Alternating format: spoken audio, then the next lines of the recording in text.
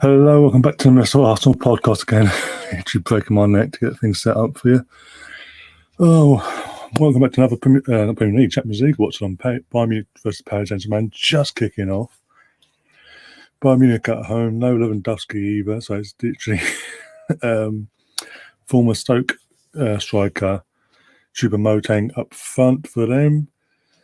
Other than that, it's snowing. It's actually snowing in Germany. PSG pretty much the strongest line you can think of, literally, especially in attack. Di Maria, Mbappe, and Neymar. And yeah, let's get the scoreboard up quickly. We'll continue. And also, we will be keeping an eye on. Also, even though, as I said last night, this is a main event. We are going to be also keeping an eye on the other game in this Champions League this evening, quarter-final between Chelsea and Porto. So let's get that on going. 1 second. Sorry, literally just catching my breath whilst running around. Oh, that's better. Anyway, Bayern Munich on the attack now. Down their left. Oh, Muller. Oh, it's going to be. Oh, almost cut through PSG's defence like knife through butter with these. Good link up play with the winger, and Muller does look to be, he is offside. But still got through. And I think now if Muller's not offside, that's a corner. No, corner's been given. But Muller was offside. Half of his body was in offside position. Oh, the post. Oh my God. Literally, Choupo-Moting, former Stoke City striker and PSG striker, just hit the crossbar. He did the header as well. He literally Chiquito Hernandez used to do for Man United. Not even facing the goal. Hit the back of his head. And it almost looped in if we went for the crossbar. Bloody hell. Imagine that. PSG that Mbappe. What's he going to do? No, now it's Mbappe. Mbappe! Oh, it was 1-0. What on earth was that from Neuer? Neymar and Mbappe linking up down the attack on the counter. And Mbappe gets a shot off. Literally hits Neuer's legs. A good solid hit of his legs, it still goes in. That's mad. So already PSG got the away goal. I'm not going to you're back. Well, I'm not going to say your name. Try harder. I'll put your thing up. I'll put your thing on the message on the screen. But you got to try harder than that. Yeah, literally, he goes to put his says his hands while he's what crown jewels basically, but it hits off his inner thigh and still goes through. With ease, and then nestles in the bottom corner of the net. That for a keeper freestanding, that's poor. You can't blame the snow for that either. Steve's saying he'd like to see PSG go through. Well, they're 1-0 up already. So they've got the away goal now, so there's a chance. Mbappe with a goal there, Neymar with the assist. And scoreline for you guys. There we go. So literally in the space of 30 seconds, they're almost been 1-0 by Munich. Literally got the other end and put it in the back of the net. Okay, now. And now literally it's all on Bayern Munich now because not pressure is, but the thing is, Bayern Munich are not only the champions of the competition, of the defending champions, and this is a repeat of the final from last year. And already this is showing what, because pretty much it's the same squad of players that PSG had of a few additions here and there, maybe squad-wise as a whole. But already they've done more in the 3 minutes than they did in the entire 9 minutes of the Champions League final. So it does put a lot of shade on Tuchel and his tactics for that final. I'm sorry, it does. Oh, phone's going mad now. Who do you think will win the Champions League first, City or PSG?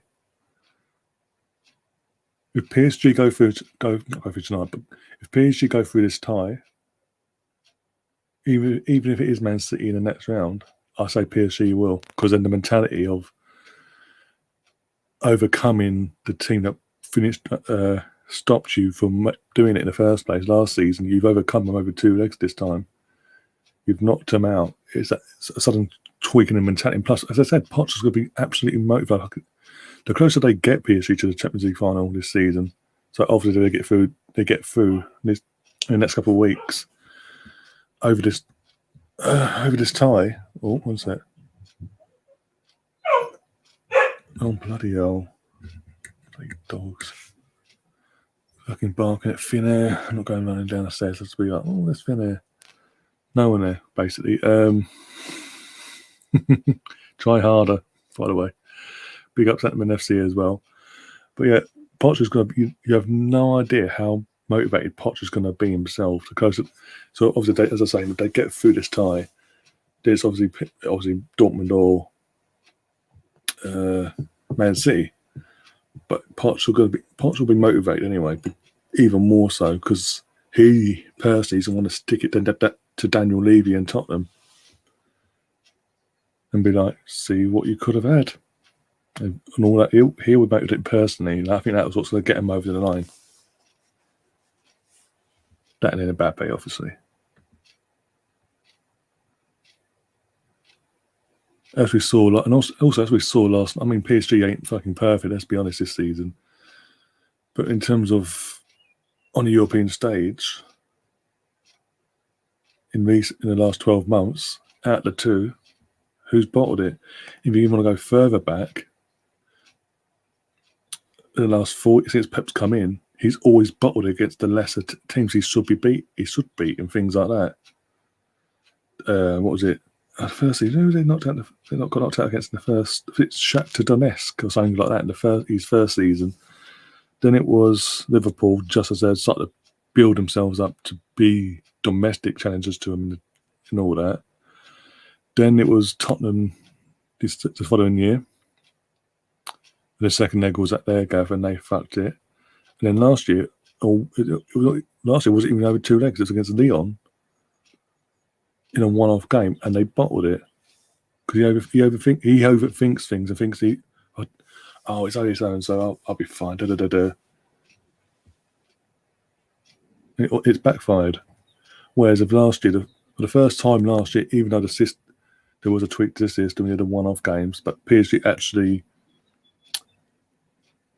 mentally got over that lapse of bottling it in the quarterfinals or semi-finals and actually got to the final. And yeah, they bottled the final, but that was more it does seem 8 minutes in to this game tonight that was more tactical now from a certain now Chelsea manager.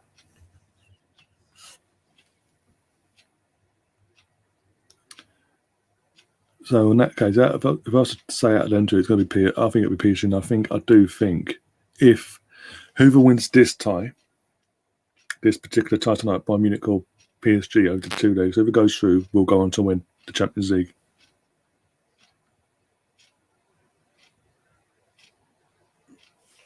Oh dear, I was putting the old Porto versus Chelsea on the phone as well, so I've got both games on going. To be fair though, one sec.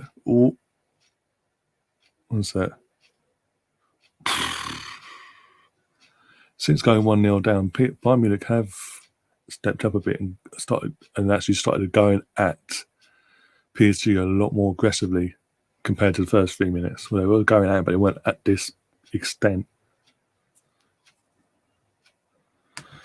Setman FC says, don't think City had the pedigree. No, they don't. There's that as well. Not one. That's the thing. With PSG have got a World Cup. I know he's young, but they've got a World Cup winner in their team. They've got a Champions League winner in their team in Neymar from his Barcelona days. They've got winners in their team, either domestically in La Liga, or as I said, a World Cup winner or winners, and Champions League winners in their squad. Man City don't have a Champions League winner. In terms of World Cup, De Bruyne is not a World Cup winner. He hasn't won the Champions League. The guy's never won it. For all their talent, they've never actually got over the line and been that team. Or even individual players, except for their countries, as I said, haven't done anything for their respective teams. Bernardo Silva was part of the... was on the fringes of being part of the Euro, not 2016 squad for Portugal, but nothing. He wasn't a dominant figure in that team that year. So that doesn't really count in that sense. Whereas Mbappe was especially that World Cup final, the focal point. Even Di Maria, I think Di Maria's won a Champions League as well with Real Madrid, didn't he? I'm trying to think now. In 2014? Yeah, and then he left to go to this lot.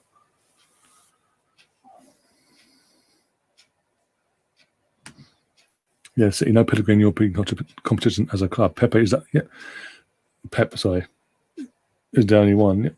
And even then, that's as a manager, and that was at Barcelona at their pomp with Lionel Messi at his pomp. That's got to be offside, surely. Oh. 2. Is that 2? I'll go to VAR. Drax has scored. Drax put the ball in it, but Mbappe might be offside. Snow's coming down even thicker now, by the way. Let's have a look. As he plays the ball. Be interesting. I need to VAR check that, actually. They do have to, obviously, they will check it, I'm assuming. Yeah, they are checking it, just to make sure. To be fair, Mbappe did try to time his run perfectly, but fucking... I think it was Neymar that held on to it too long. Yeah, it's been disallowed offside from Mbappe, but yeah, snow where in Munich, it's literally tipping it down.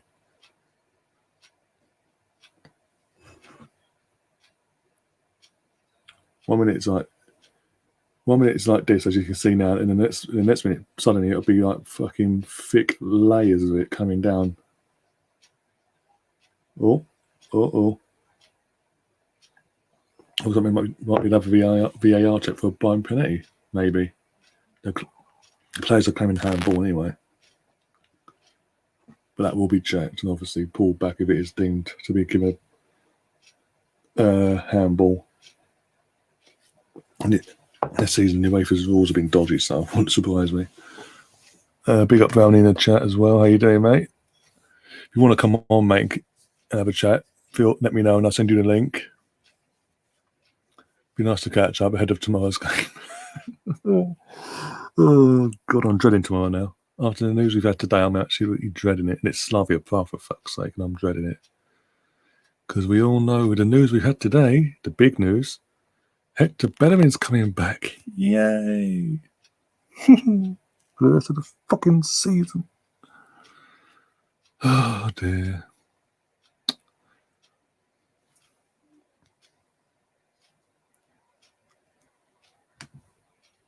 Ryan, what caused the PSG goal? High lines or player error? High line. Pure and simply that.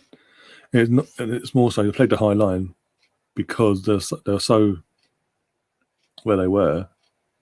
It's like the high line of the line was so high was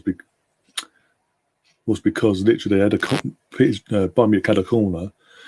It was whipped in. Choupo-Moting headed it back of his head, it hit the post, and straight away got cleared. And from that, it was a clear counter attack. But the line was so fucking high, it was unreal. Literally had no defenders. It was Neymar against two others, and then Mbappe ran up alongside him and gave him an extra option. And Mbappe was wide open, left because they've put all the defenders that were left back. They put all their effort basically into tracking back Neymar and trying to stop him. They didn't see Mbappe come running up alongside on their right.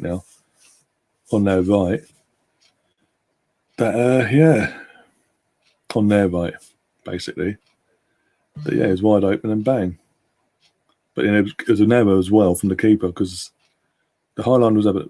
mainly the high line, but there was an error from the keeper because it's shot at Neuer. Sorry, it does hit his leg because the way he has his hands as well, it's weird. That's just above the crotch area basically, and it hits off his outer thigh and still goes in.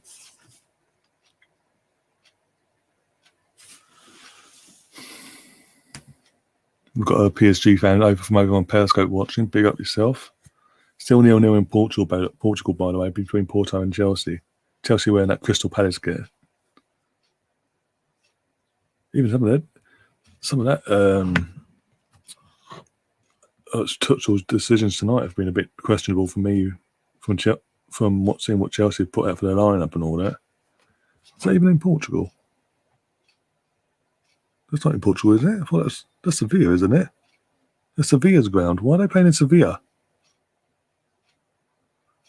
Must be bad in Portugal for that to be happening. I didn't hear that. I didn't hear about any fucking neutral venue bollocks. But yet Chelsea will be able to play their game at fucking Stamford Bridge next week. Seems fair.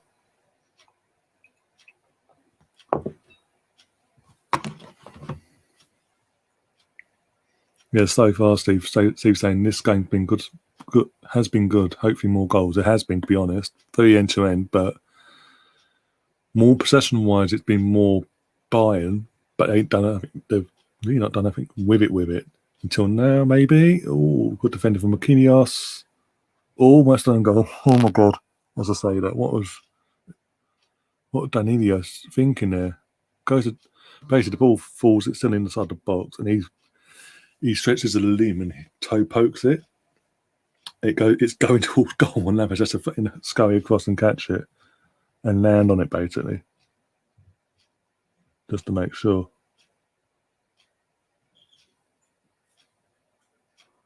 Good evening, Tahib. How you doing, my friend? Oh dear. To be honest, I'd like to see Porto get to the semi-final actually.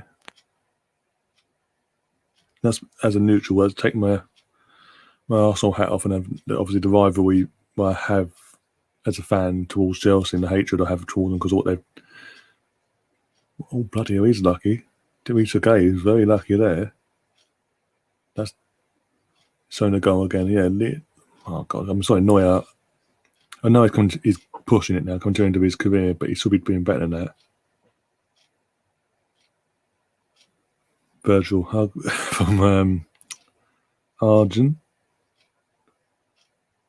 Big up yourself. So a virtual hug apparently. Big up yourself. Oh, is it 1-0?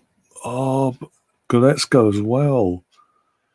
Free kick came in basically and literally yards out. He gets a head to it, but because it's straight basically in front of Navas. Was it now? No. It literally, Navas obviously gets a hand to it and pushes it out. But it's still getting a bit messy in that box there. Can he? Yeah, they've got away with it there, PSG. They've been very scrappy when it comes to defending, though. You do see a bit of panic in PSG's defence. Yeah, Goretzka's very unlucky there. If he hits that to the keeper's left, if he gets a head on it, that puts it to the keeper's left, it's 1-1 basically. Dave, do you want me to answer this question? Hell fucking no. Hell fucking no. Just no. Just you don't even look going into it. I'm depressed as it is because of fucking the news we've had today about Tierney being out. Basically, for anyone that doesn't know, Tierney is going to be out for at least 6 weeks. It makes it rules him out for the rest of the season, unless by some fucking miracle, without him, we reach the I'm about to say Champions League. Fucking I wish the Europa League final. Only then will we see him in Arsenal shirt again this season. Because other than that, he's out for 4 to 6 weeks. Even if it's 4 weeks, he's still a week and a half recovery. You're coming back for the last game of the season if you're lucky. I think that's against Brighton as well at home.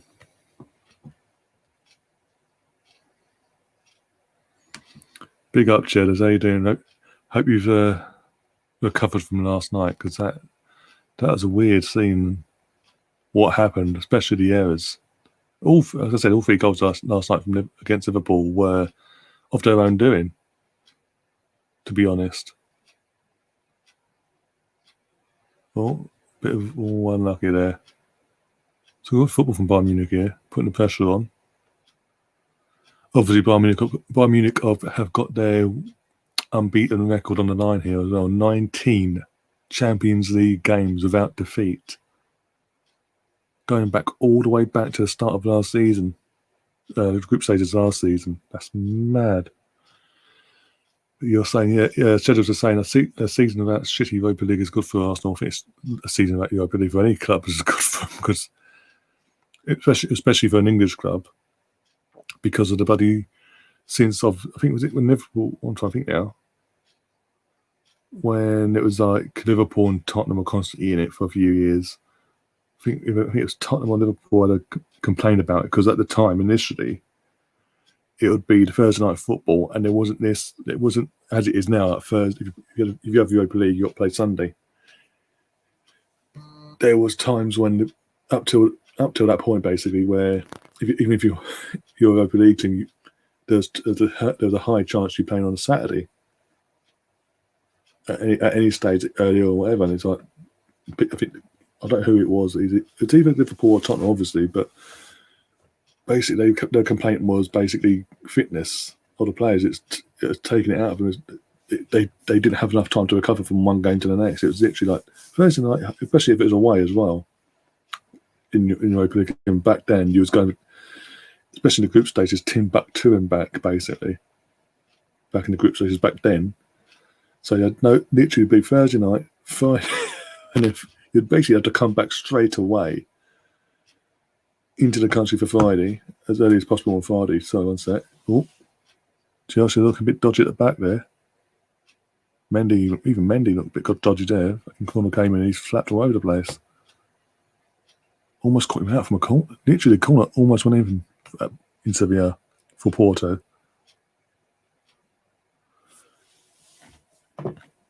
But yeah, so there's all that, and then basically the referee went, "Okay, then, if you're from now on, Europa League, we'll trial with it." But he didn't really trial it. He just went with it, basically.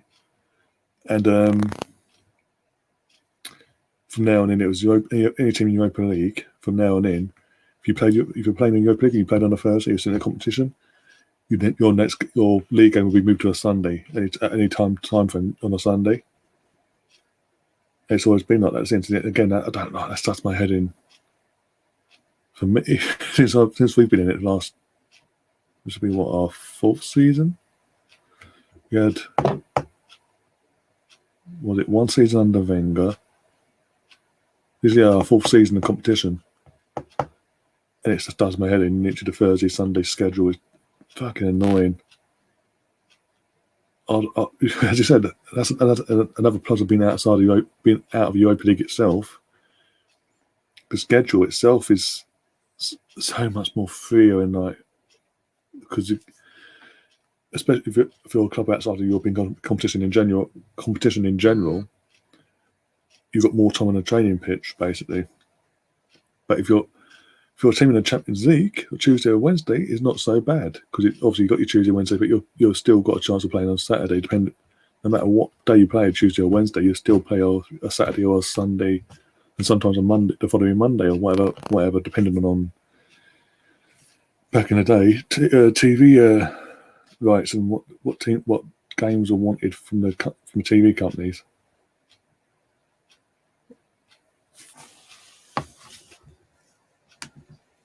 You should use that advice and give that task of top 4 to a world. Yeah.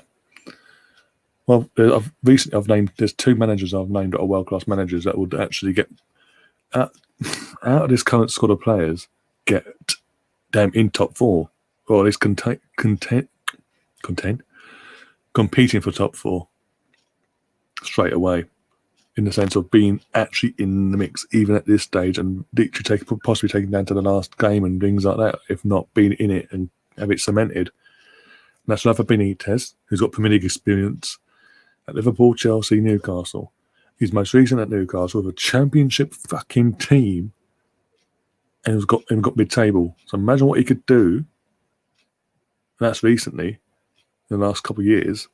Imagine what he could do with the sort of players that we've got at our disposal and the resources we have.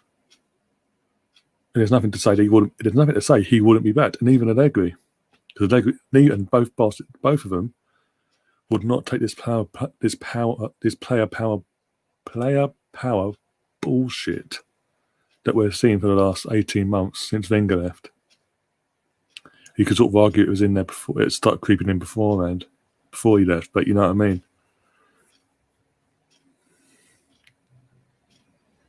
And all these players, I think they're cushy, and everything's comfortable will be at the fucking door.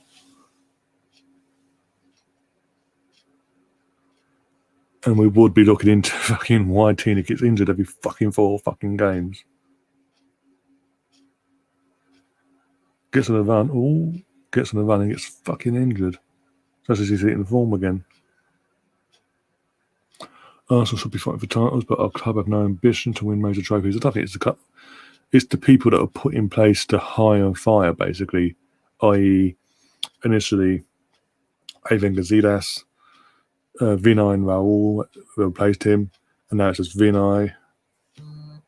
Them 3 people are not footballing men. One goes off a fucking little black book. The other 2 are fucking accountants, for fuck's sake. Have no footballing brain at all.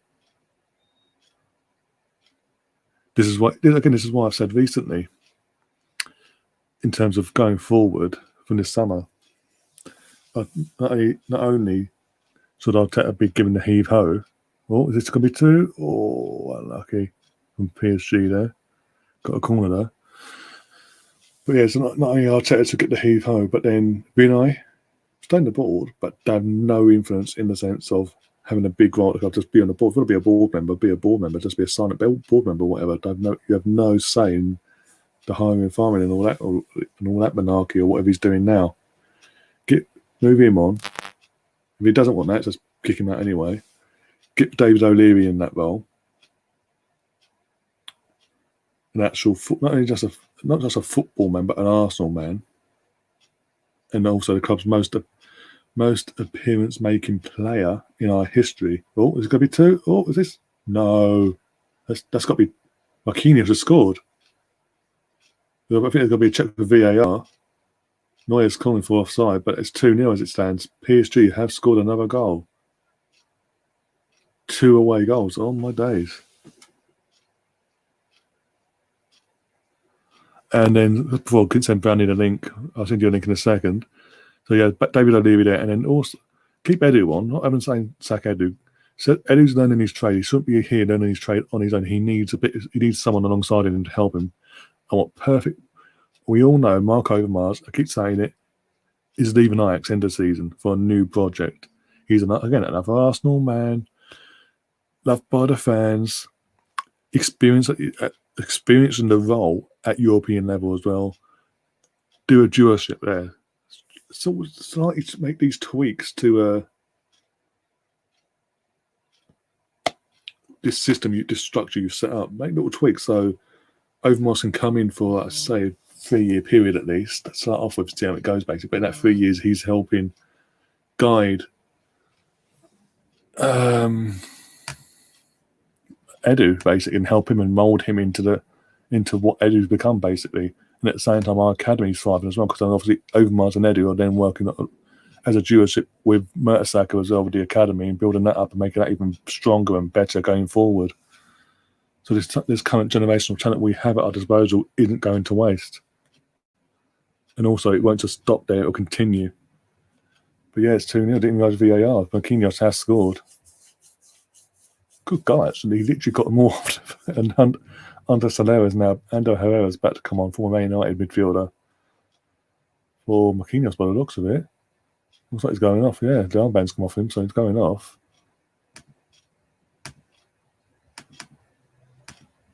There we go, that's better. I'll send you a link in a minute, but in 1 sec, bear with me. What would be your ideal starting 11 next season, including potential new signings? In goal, Donnarumma, from AC Milan, because he's currently, as it stands, hasn't signed a new deal with AC Milan, and he will be a free agent this summer. And I'm sorry, he's a better. People might disagree with me, but he is a better goalkeeper than Neno. Right. If Neno doesn't like that, he knows where the door is. We've got sign up Matty Ryan as a second choice then, i.e. cup goalkeeper, and put Zen Arson out on loan, and put one of our academy keepers in at third choice, basically. Trying to think now. I think back four wise, obviously, if he can sort this injury prone fucking situation out, I have Tierney at left back, Gabriel and Mari. That's my centre back pairing. Even though they're both left footed and all that malarkey, apparently that cannot be done, but it can be fucking done.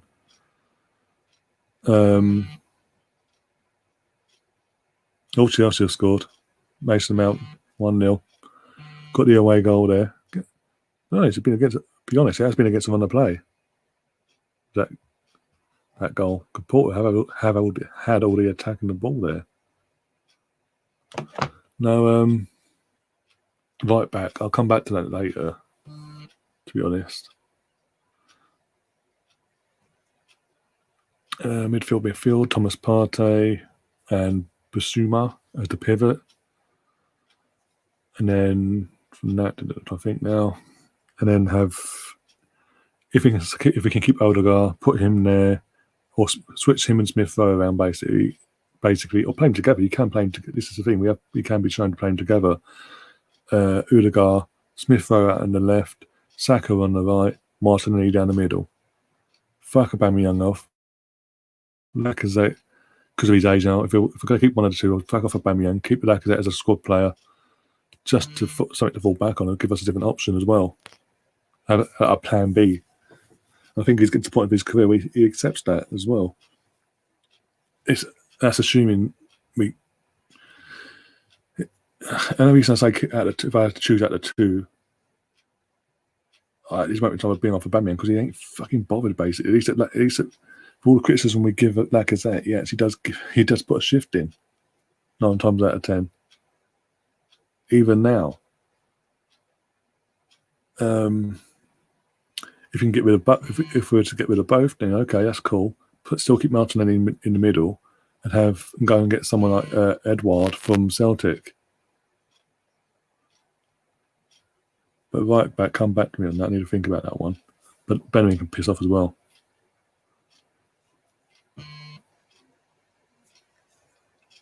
Big up Steve in the chat as well. How you doing, mate?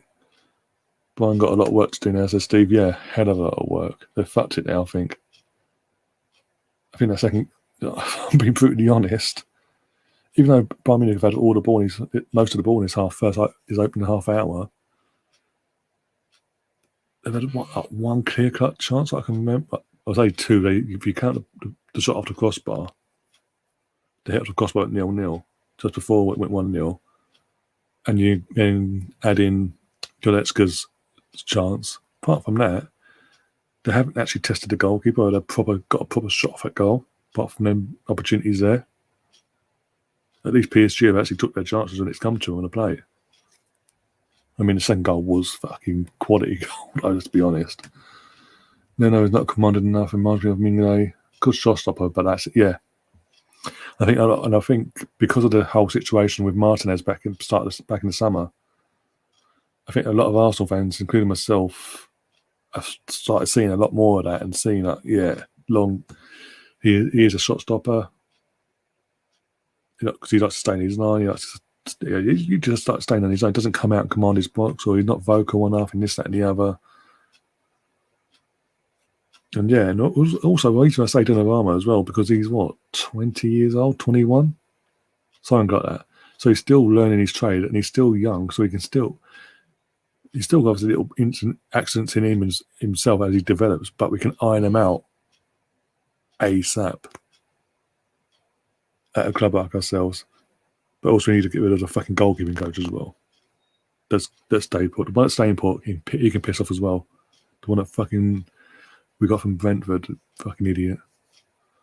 But yeah, I need to get that link over to Brownie. Bear with me a second before I forget. Right.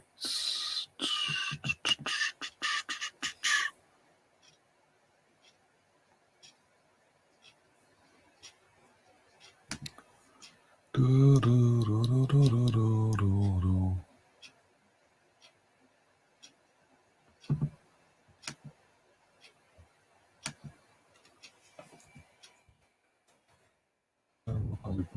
is taking the Michael. Need to minimize that for a second. Into that.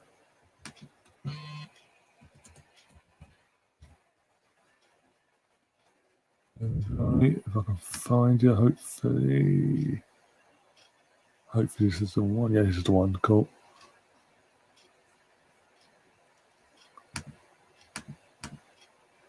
Paste.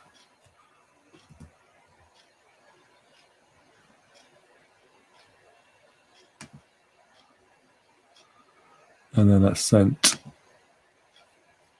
There we go. Oh, back to the game now.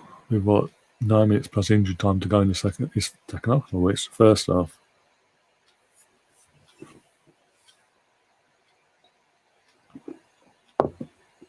Oh dear. Oh, 2-1. There we go. Former PSG Stoke City striker Watchalong just got Bayern Munich back into the tie now. That was that. I think one of the assist. Here we go. I've seen it now. Here we go. One of the ball. Looks up. He's onside. He's onside the whole time. Yeah, poor defending, ball watching defending, and goalkeeping. Goalkeeping couldn't do much better. Really, you went the right. You tried to get down quick enough. Just no. More so in the defence there. There's just ball watching. Didn't the defence? He's near centre back. Didn't pay enough attention. So now it's game on. Now Bayern Munich are back in the game, boys and girls.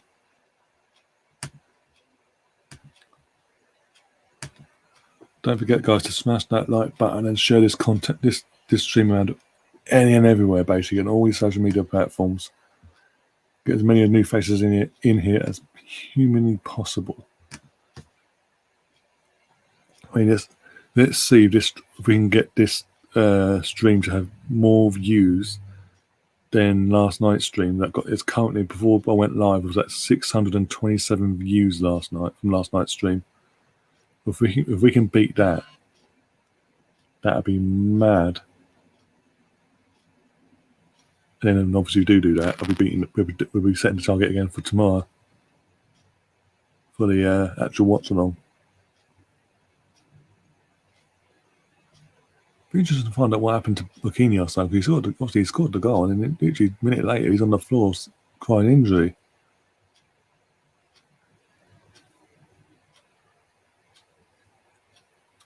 Surely PSG cannot bottle this. They've got 2 away goals no matter what happens tonight. Anyway, they've got the 2 away goals. So there's a positive. Now the snow's clearing up. What's there? Is the snow clearing up now?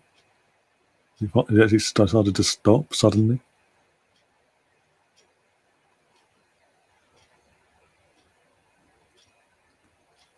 Yeah, it looks like snow has stopped. Suddenly out of nowhere. It's not like it now to come down thick and fast. It is fully stopped by the looks of it. Fucking hell. Alrighty then.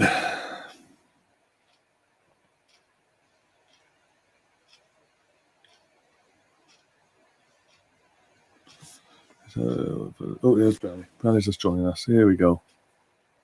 Let's sort this out. Sort that out. There we go. Hi. Hey, hi, Ray. How are you? Yeah, not too bad yourself. Have they got one back now? Have they? Yeah, Watchalong, the former Stoke City striker. I got it as a draw, and I took it when I was 2-0 down, or 4-1. Well, that's not too bad. Yeah, so you never know. But I was just saying, no matter what happens now, PSG got 2 away goals though, so it's still in their hands no matter what happens tonight, really. Yeah, I'm quite surprised actually. But I'm glad these two are playing. Because they're both in farmers' leagues. I know that it was a final. I can't wait until the season's over with. Let's get crowds back into the grounds because I'm bored. I'm literally bored watching football. Well, yeah, literally, what was it UEFA today? was demanding all the co-hosts for Euros to get their estimates for basically how many, but percentage-wise, how many they're looking to fill their stadiums for the Euros. Okay. And we're doing test runs, so they're giving us a bit more time. We'll do like the League Cup final and all that. Because we're doing test runs, they're giving us a bit more time. Yeah. Holland have said for the John Cruyff Arena, they can fill 12,000 in their stadium.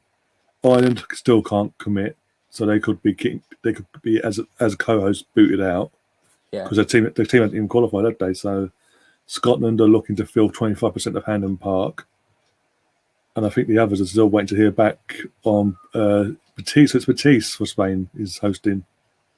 Well, there's been an announcement today that they're hoping that stadiums in Spain will have about 12,000 by the end of the season.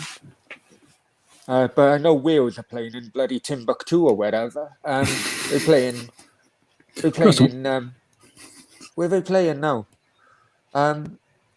Azerbaijan, I think. Oh blood! Why Azerbaijan of all places? Something like that, I'm sure. That's mad. Boateng's coming on. The Sal. Yeah, well, you know. No, I'm sure yeah. it is definitely. Oh, Rome is another one.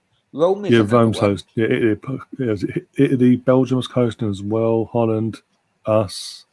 It's ridiculous, absolutely Scotland. ridiculous.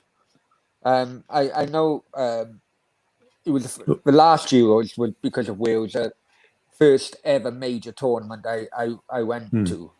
And, but it was in one place though, wasn't it? In different countries. It was brilliant, and it was close to home then at the time. You know, I was going back and forth all the time. You know, Rio, Paris, and you know, but I just think it's absolutely stupid. This bloody, you know, they did actually do it before in the 1970s. You see, they done something like it, but it was basically a knockout tournament, and you'd have a home and away leg. That's where Wales got to the quarters, I think they did. Lost to Yugoslavia. But it was no host country. It was basically a knockout tournament. And, well, I don't know. I just think with obviously the pandemic it's still alive and kicking, let's be honest, in around Europe. Just pick, if they want to go ahead of the tournament, just pick one country and just be done with it. And well, I'll be honest with you. You guys know I live in... Sorry, mate. Yeah, sorry, saying, come the next tournament, the idea you had for this tournament, then got more like multiple co-hosts. Do that then when it's safer. Yeah. But hey, you guys know I live in Spain, right? I'll be honest with you. Both Spain and Italy have had it basically for the longest period badly. You know, because we went into shutdown before anyone else. You would have first. The Spanish government bought a shitload of AstraZeneca, maybe through Brussels, and then they banned it. I don't know anybody who have had a vaccine over here. I don't know of anybody. It's mad. I think they just go in for what did they call it? What Boris wanted before, like everyone has it, so we can't have it again. I think that's basically what they're doing. Immunity, isn't it?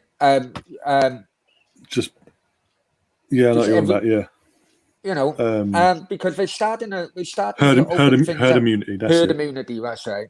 They're starting to open things up to 10:30 now.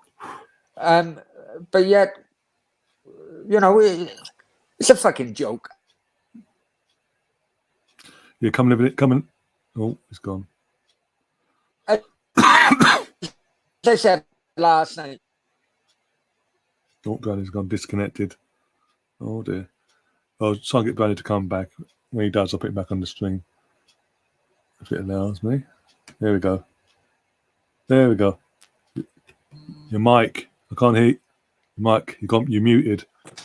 My delivery for wine has just come. Bear with me a couple of minutes, okay? Yeah, no worries. No worries. Well, it's half time in Chelsea anyway, boys and girls. 1-0. Well, in Chelsea, in Sevilla.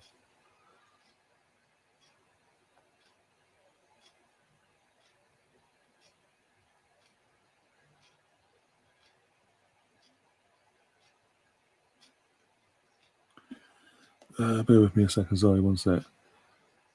Oh, there's still 2 minutes of injury time in Munich. This will be interesting. Bayern Munich corner. There we go. Warner. Good goalkeeping. Yeah, the numbers from last night's Watchalong is at 628 views. So if we can smash that today for this one, that'd be mad. Massively appreciated, obviously, and that'd be mad though. And obviously, if that's the case, we'll be fucking setting it up for again. We're setting the target again for tomorrow.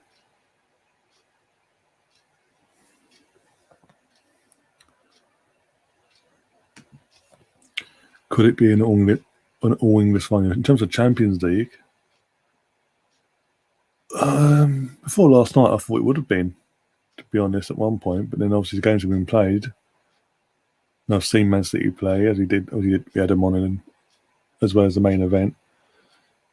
And then watching Liverpool, obviously this game, PSG, Bayern Munich and all that. I don't think it will be. You know, sorry, I just put you off cam for a minute, mate, because I go open this bottle.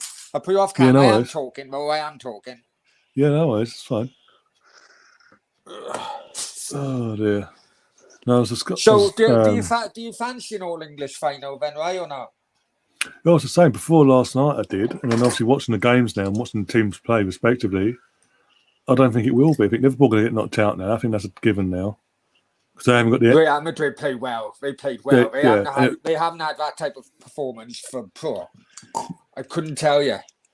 Absolutely could not tell you. Yeah, exactly. And all them goals that were scored, even though they were deserved, there was all Liverpool errors. And the difference between this year and a couple of years ago when they played Barcelona, was it the semi-final of the Champions League? And they were 3-0 down after the first leg and went back to Anfield. The difference is they ain't got fans this time to get them over the line. And they struggled this year. They've struggled at Anfield without that. Especially this turn of the year. Chelsea and I know your brother's an Atleti fan. But have you heard the news today?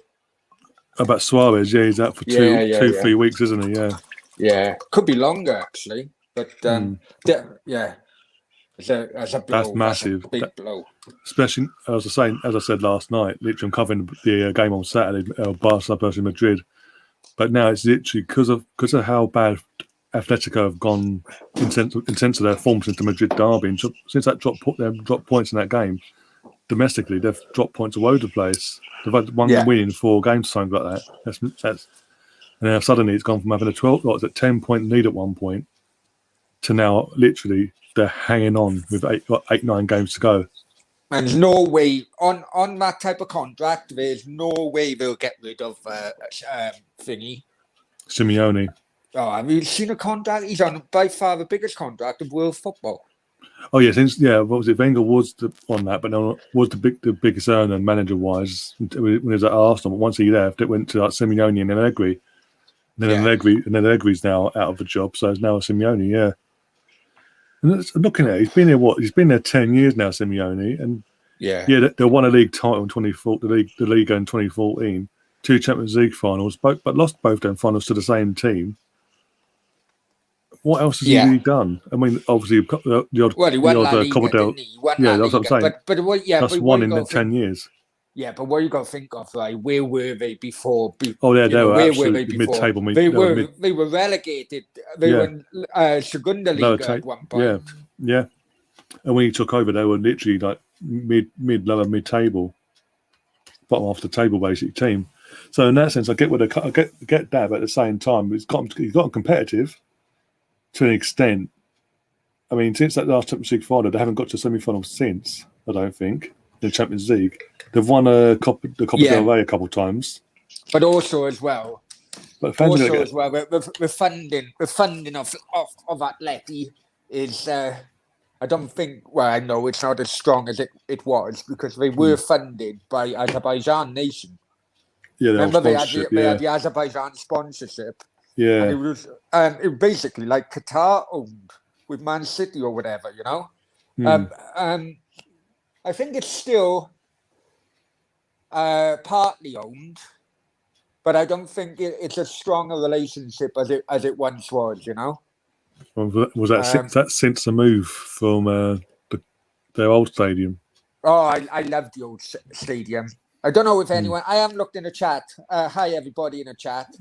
But I tell you what, I loved the old Vicente Calderon. Absolute. It's like Goodson Park of La Liga. It's kind of like an old school, old style stadium, close to the city centre. You could walk from a city centre there. I loved it. Absolutely loved it. Metropolitano, completely different. Oh, it's bitch. That's by the airport. It's on the end of the airport, 20 miles it's the middle out of of the nowhere. city. Yeah, it's like the middle of nowhere. Yeah, basically. Basically, what the owners were thinking on that, because they knew that it could well be the host of the Champions League, which it was when Liverpool Spurs played there. Basically, if you put it by the airport, then you can fly supporters in and out straight away. That was the kind of mentality behind it. But Madrid as a city is expanding rapidly, very much like London, and unfortunately, the land in which Vicente Calderon, I know at the moment they're doing a motorway through it. I don't know what else they do. Yeah. You could, at one point, you could drive on a motorway, and you were where the centre of the pitch was, and you still had the one stand remaining up. So you're driving, and anyway. The land price would have been a lot. So, it is what it is. But Vicente Calderon was a great stadium. I actually went to the last Madrid derby at Vicente Calderon. And I got it in my very early videos on his channel. Real won 3-0.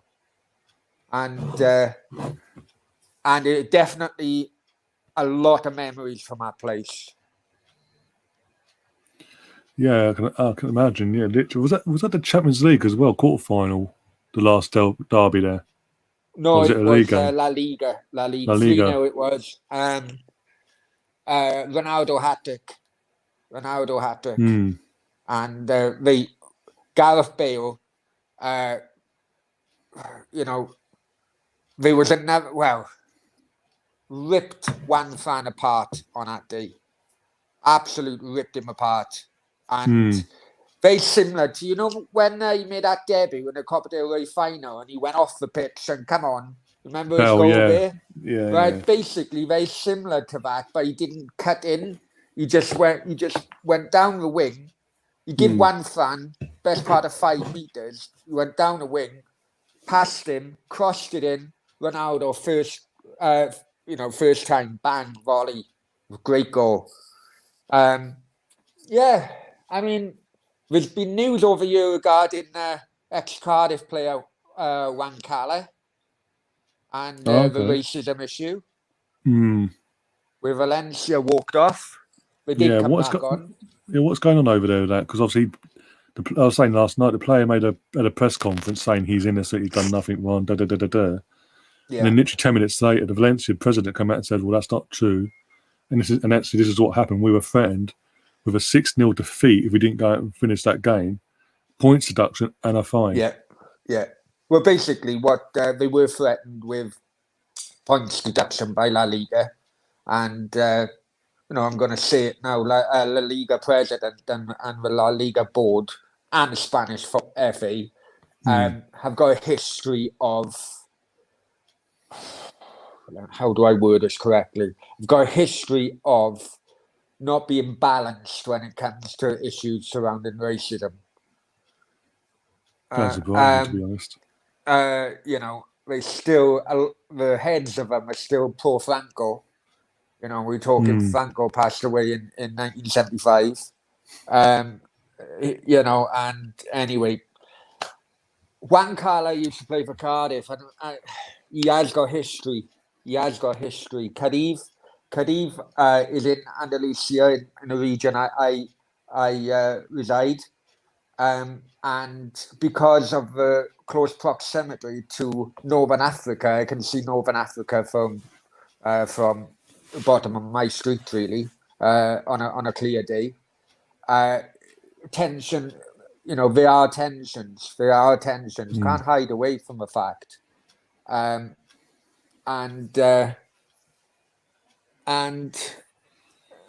I'm not surprised. I'm not surprised that that something like this has happened.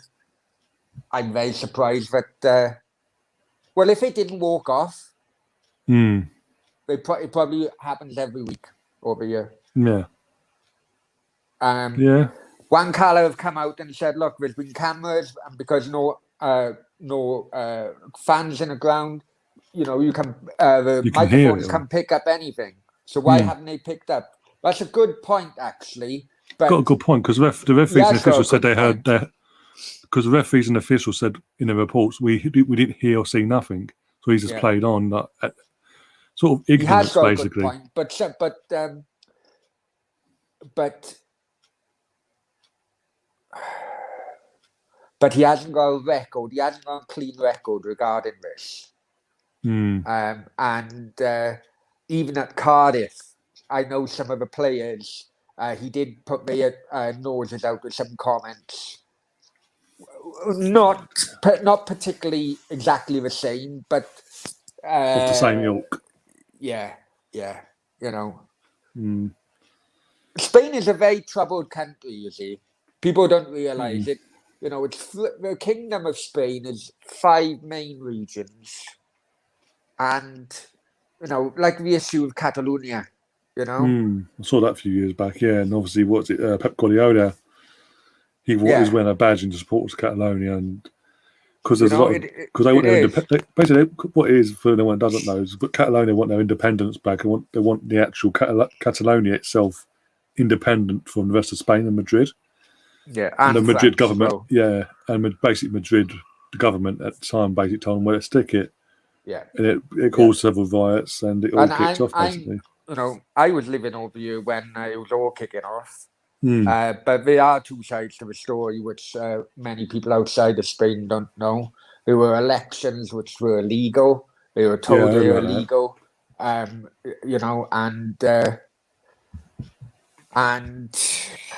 people have been, because they did still hold the elections, Catalonian separatist politicians have banged up, and they still banged up now. I, at one point, did think it was going to be a civil war. I'll be honest with you. It was kicking off in every... It really was. You had Spanish military from all over Spain just going into Catalonia. Yeah. And it was like a free-for-all for everyone else in Spain. It really was. A police were up there as well.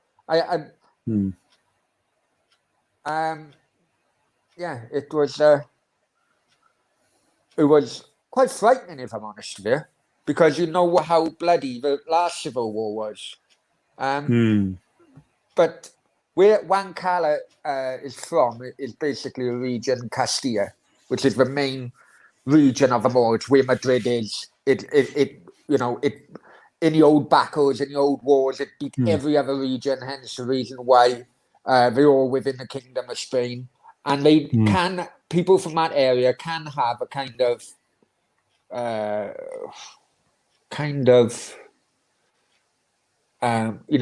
we are better than you type of attitude, Well, the thing is also with all this going off, obviously we've got the incident with Slavia Prague. I mean, the players have initially basically came out, he's refusing to come to the country for health reasons. And then it turns out actually UEFA are investigating not just him, but they're investigating Glenn Kamara and giving him a one-game suspension. There has been an arrest warrant out for him, haven't it? So if he does come into the UK, you'd be arrested and then questioned. But that's what I'm saying. UEFA are protecting him basically all of a sudden. And it's not helping the matter. It's not helping the matter as a whole because it's seen as the power that be the people that run the European side of football, the big boys.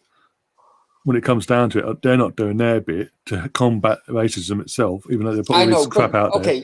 And then next thing you know, was the literally 2 weeks later, we've got the thing over in what you said about Valencia, And this player, it's I know. It's mad. But if you look at it legally, yeah. Look, everyone knows my background. Everyone knows my stance against racism. Even casual racism on YouTube. Everyone knows my thinking on this, right? But just put it legally. Legally, you're on the pitch. There's 11 players one side, 11 players the other side. It goes to a court of law. And unless you haven't got further evidence, basically what would happen is 11 players say, no, he didn't do it. 11 players said, yes, he did do it. How could you find someone guilty or not guilty on that? Do you know what I'm saying? That's basically where we are.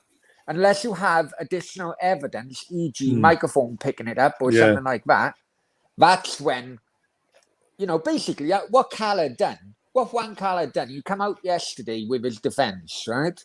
Now, he have had 2 days where he's kept his mouth shut. And the reason he kept his mouth shut, in my opinion, is because he waited until any further evidence come out.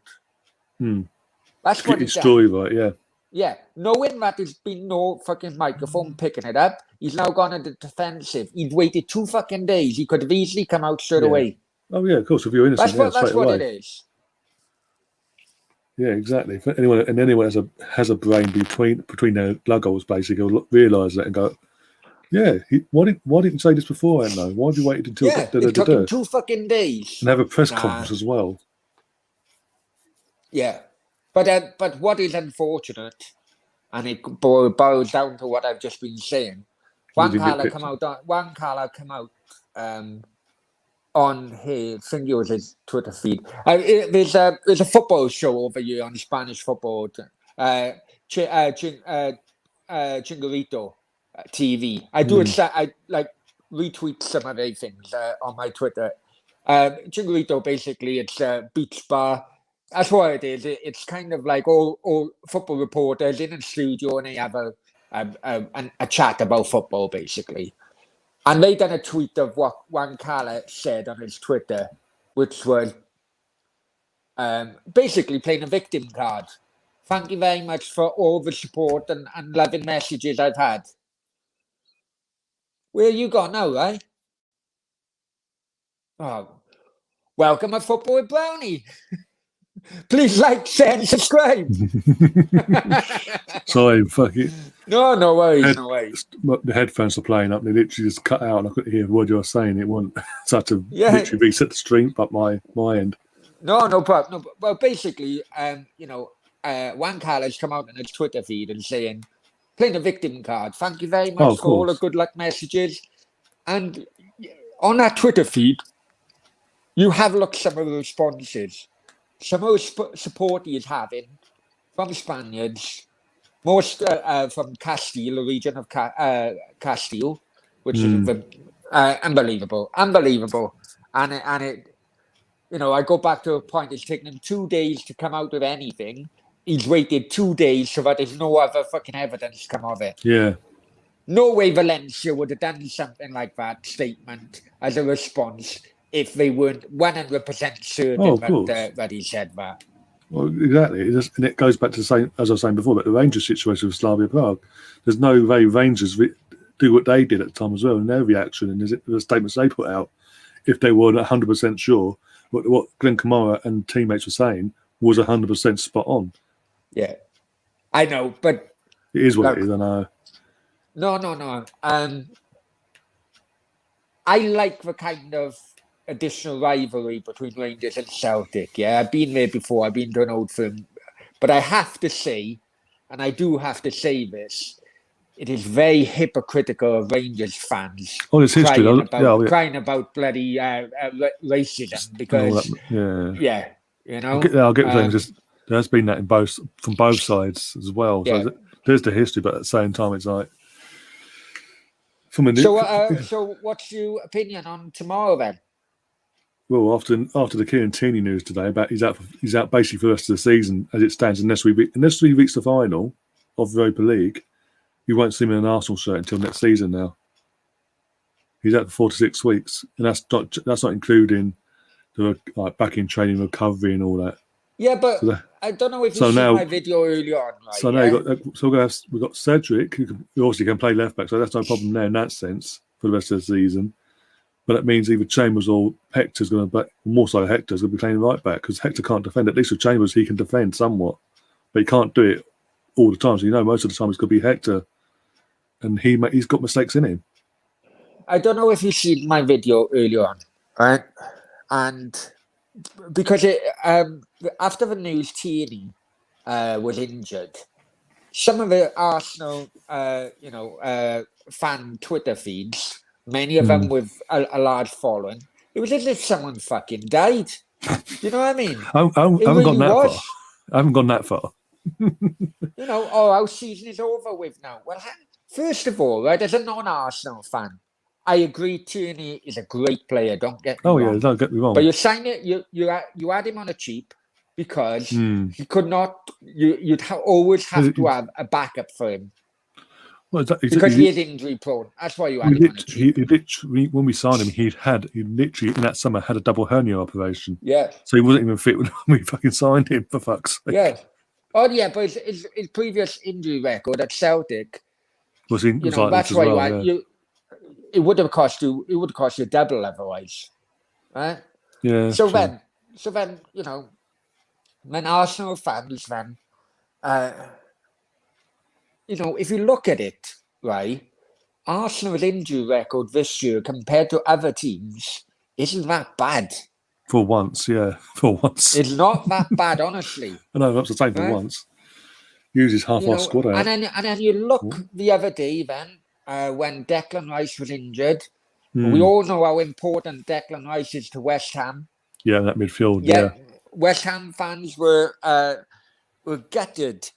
And they got every right to be gutted. But they didn't act as if he bloody died. No. And so they all continue to be supportive. Come on, we can do it, bloody hell. That was a squad game. And then as a result, the team showed so much effort in going to Wolves and getting the 3 points there. Yeah, just going back to tomorrow's game as well, because you did ask me, but I'll say, even though I'm a bit downhearted, but I'm not like saying he's not acting like he's dead or anything like that. Not that, but I haven't gone that extreme. I'm a bit gutted, obviously, but it is what it is. But yeah, we should comfortably win tomorrow. No disrespect to Slavia Prague. I mean, the last time we played, we won 7-0, and that was years ago in the Champions League group stage. I'm not saying we're going to win 7-0 tomorrow. Don't get me wrong, but the players we have at our disposal compared to them, we should easily win tomorrow. But we won't make it easy. That's the thing. We won't make it easy. If I'm honest with you, we won't make it easy. or no Tierney, I always thought Slavia Prague was going to be a tough one here because of their record so far. I've beaten Leicester at the Walkers Stadium, if that's what you call it now. Going to Rangers, they don't seem to be winning at home in this competition. It's the away leg. It's the away leg. And I always thought Slavia Prague is going to be a bloody tough one. And that's when the draw was made, and we did a live stream on here, and the draw was made and all that. We mentioned that, myself, Sam, and James. We spoke about it and basically saying we need to be up for it. We cannot be walking on the pitch thinking the game's being won or things of that mentality. Because of looking at how the draw's been made, and look at the teams that they've knocked out recently. Rangers, literally Leicester City, then Rangers, and Leicester City are higher up than us in the league this season. I mean, argue they're in the Champions League spot, for fuck's sake. Let's be honest, they're better than us, and they're there for a reason. I mean, exactly. That's what I'm saying. They're playing better than us this season. They're doing better than us domestically, and they got knocked out by this team. We have to be on our A game. I'm sure I watched that, and James was like, look, he's even annoyed of Arsenal fans, fucking, think along a mindset that it's a bloody free ride to a final. Definitely not. Villarreal have now turned the corner. They turned the corner with some of their results. I saw the weekend, yeah. Sure. They did not mess about. I don't know whether Granada bloody rested players. I haven't seen a team, but they must have. They must have, because the way but also because they've got Man United themselves. But with Villarreal, I mean, That's another thing. Everyone's like, "Oh, we're going to be in the semi-final against Villarreal." It's no given we'll get to the semi-final for a start. And even if we do, Unai Emery, look who the manager of Villarreal is. It's Unai Emery, the fan base and the club hounded out basically, and left him to drive player-wise. So from or nearly, in terms of personnel and player-wise, like these ex-players that used to be played under him, he's going to be pumped for that, motivated himself, and he's going to get it into his players. Yeah.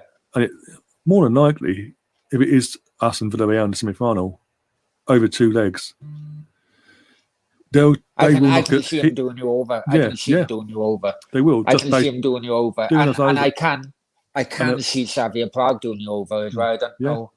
But in terms of the Villarreal... Is it the home or away tomorrow first? We're at home first and then away.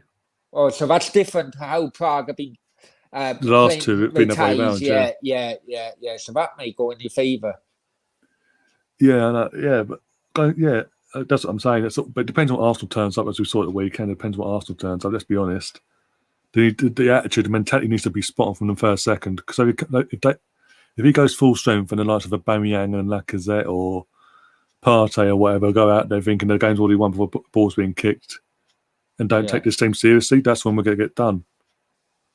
But in terms of Villarreal, if we were to get through and Villarreal were to get through, the reason they'll do us over is because of what I said. Unai Emery himself, personally, will be motivated to do us over on one, and then also go a step further and winning it. It's just the arrogance. It's the arrogance from Premier League football fans at the moment. We know that Barcelona and Atletico Madrid have been bloody dumped out. La Liga's fucked now. It's finished. It's finished. No, well, look what happened last night. That's the media run at home as well. Like, not going in the car. It's the end of La Liga dominance and this, that, and the other. All into all. No, it's 2-1, but literally it was almost. But Lava's got a hand to it, so it's fine. But yeah, it's just arrogance. But again, it's the ones that are of that arrogance as well from the fan base point of view, or the younger generation that buy into this bollocks that put out what I like as the Sky and all that. Like Premier League's the best league in the world. It's just bloody. It's called PR. Yeah, advertising. Of course, but the younger generation do buy into that and they go, "Well, it must be." And so why aren't we doing well in the Champions League? Well, there's a fucking reason, because they're not the best league in the world, and even competitively in the sense of, look who fucking won. In the last 10 years, Man City have won on verge of winning their 5th title in 10 years. And what was that? Because they have oil money. Leicester City was a one-off in that 10-year period. Liverpool took them 30 years to get to last year. And then Chelsea, and again, mafia money and oil money. But also as well, that's what I said in my video, because I'm really annoyed with Arsenal fans again. Right? It's like 17 years, we're complaining 17 years I haven't won a league. That's fair enough, it has been 17 years, but they have won trophies since then, right? But it's only 17 years. A lot of these fans were glory had to start with. They started supporting Arsenal when they were successful, right? But what they need to do is look at the history. Now, before Man United, before 92 or 91, whenever they won the league, right? 92. It took Man United over 20 years to win the league again, right? Everton, when they last won the league in 87, they were by far a bigger club than Arsenal. Everton were the money men for many decades before. That money ran out. For them, it's 33 years and still counting. Yep. Liverpool, 30 years and still counting. This is the realism of transitions. Yeah. Right? 17 years is not that much if you look at a wider context. Yeah, I mean, literally, in terms of Arsenal's history, our longest actual span of one league title to another was 18 years, and that was between 71 and 89. Right. Okay. So it's not like it's not like the older generation. It's the younger generation that are sort of, as you said, following Arsenal, and when it was at a point where we were successful, and just expect it. They don't, and again, they don't look into the history of not just Arsenal but the football in general in England. I mean, what was it? It's a money game now. Premier League's a money game. between During Chelsea. Man United. Oh, sorry, go on. Yeah, so between Chelsea winning the title in 2005 and when they last won it, it was 50 years. Man City was 40 odd years between them that and 2012. But yeah, but obviously you can say with Man City, obviously money involved, but all that malarkey. But still, it's a long time still. They had a long wait. It happens. And as I said last night, I've no doubt we'll be competing in the next 2-3 years. But we need the right mentality from top to bottom. We need the right system in place as well, and that's all football men, not just money men running the show. Just bear with me. Yeah, bear with me. I'd have to go. Yeah.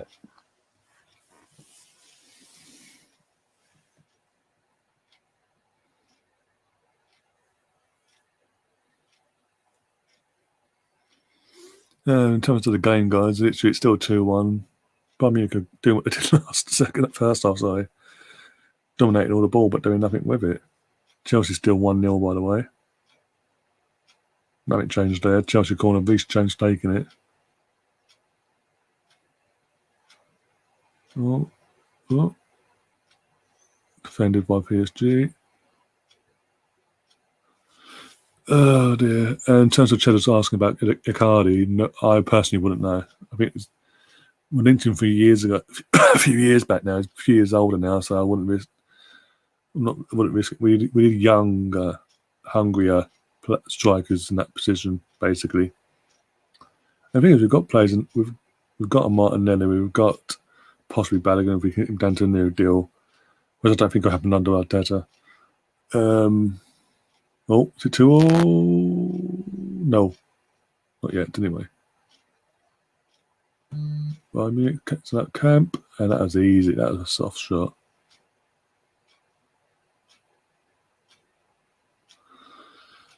But yeah, as I said, Icardi's a few years old, and plus his wife's his agent as well. And she's, because of that, there was always issues between Icardi and Inter Milan and his wife back then before he went to PSG.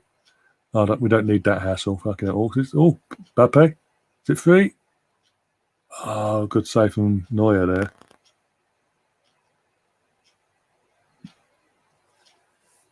Tried to open his body. Basically, was it Mbappe opened his body up and tried bending it in and basically hit the goalkeeper. And it could be offside of that. Very close.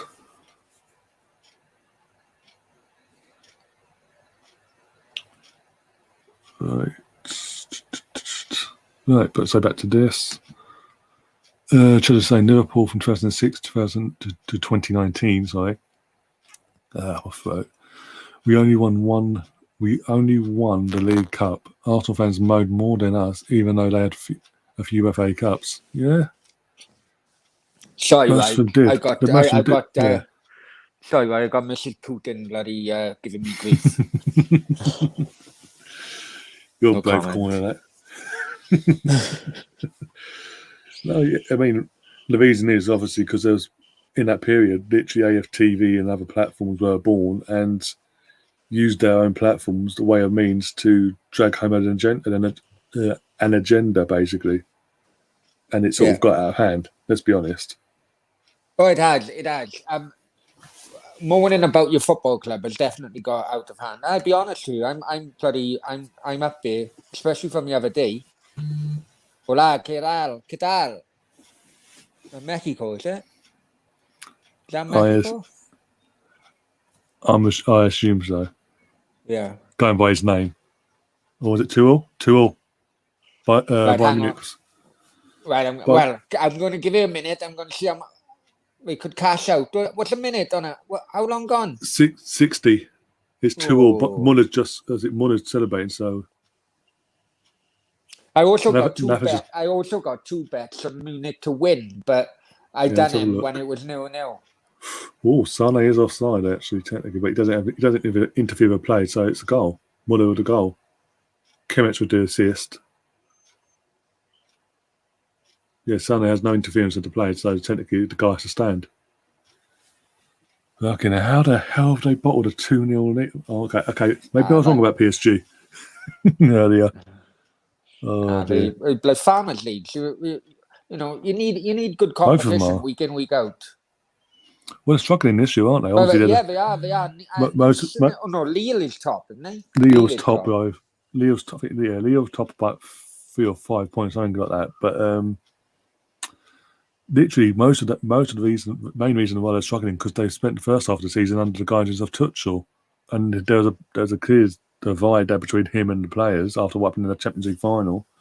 It carried over, and the owners waited too long, and now literally Poch is picking up the pieces. Part of Tuchel's contract was that he couldn't argue with Neymar. That was part of his contract. Oh God, give me strength. So So he had to keep his mouth shut. Yeah, that'd be tough to keep your mouth shut whenever Neymar bloody opens his mouth, wouldn't it?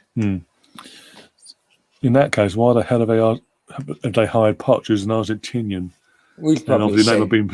It's got to be the same. That's even harder to do. But surely anyone who goes in, okay, no, and I think, okay, well, let me befriend bloody Neymar, and then I can get round that bloody that ruling on my contract. Yeah. So they start befriending him, and then all of a sudden Neymar's taking over bloody running of a team. Basically, what can a manager do? Exactly. It's mad, but again, player power. Money's gone mad though. Money's ruined the game. So, did you see this Chelsea games in Sevilla? Yeah, it's in the Sevilla's actual stadium. I didn't know that until I saw the badge in the seating at the other end of the stadium. Okay. So is it still really bad in Portugal then for that to happen? Because I didn't know. I thought they lifted the because they did stop cross border. Yeah, because I didn't hear anything from UEFA or anything at the time when the draw was made saying it's going to be a neutral venue. This is the first I've literally, as it went live, that I knew of it. I don't know, to be honest. But yeah, next week, obviously, Chelsea get to play their game at the Bridge. So again, it doesn't seem fair to me. In that sense, because obviously one's playing at home, got their home advantage, and the other one really hasn't. And I've just seen that. Yeah. Cheeky Can I put bastard. Yeah, yeah. Is it safe? Basically, I got loads of fingers and loads of pies, basically. Oh dear, keep him busy. Yeah. Mucho grande. Oh, okay, I didn't know. Again, I haven't heard this. I have to check it. I'll check this later, actually, if that's the case. But it's Emily, you know what? You're saying both games been playing Sevilla. You know what would have been better? Would have been one game in Sevilla and then one game in Betis' ground. That would have been better. Yeah. So it would have been a kind of different. It's neutral either way, but it's home and away sort of feels still. I hate it. Let's open up. Fuck it. I'm sick of this now.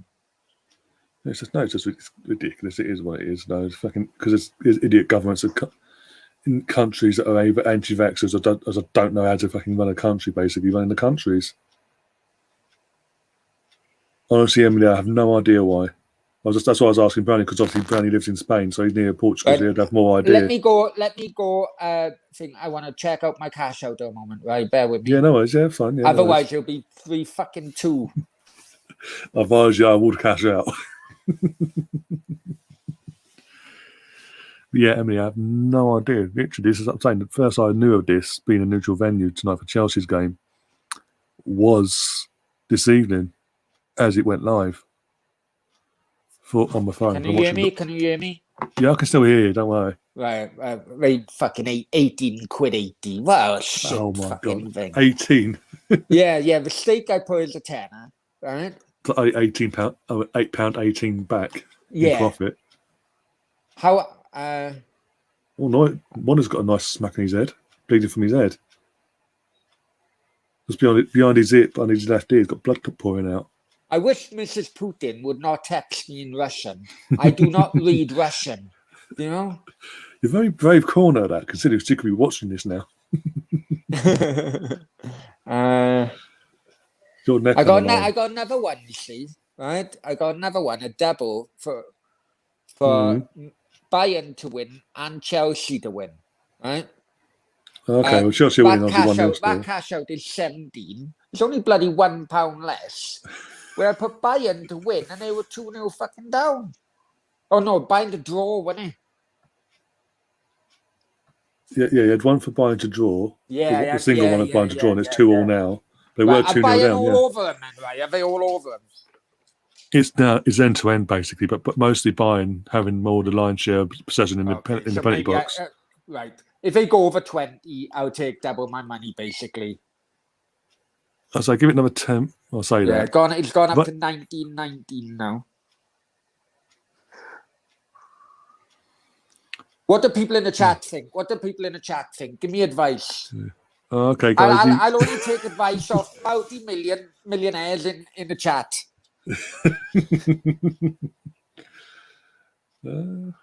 I'll say give it another 5 minutes and see how it goes. The game might calm down again. Suspended. Yeah. Why did suspended? Nothing. Porto Chelsea, is it? No, it's still 1-0. What I'm seeing, and Porto going ahead of the stream on what the thing I'm watching, the Bayern Munich versus PSG. They're like 71. All of them are 5 minutes ahead. Now. All of them are suspended. Bayern's still 2-2, and Chelsea's still 1-0. Oh, what's happening here? What's that? I think it's a free kick. I think it's a free kick, Porto.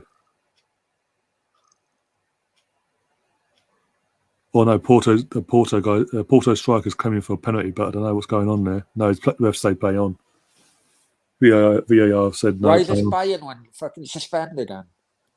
I don't know, but Mbappe, let's have a look. Is he going to have a shot? Oh, okay, that's why. What? Mbappe just scored. Oh, fuck off, man. Fucking hell. Why didn't you advise me of fucking cash out?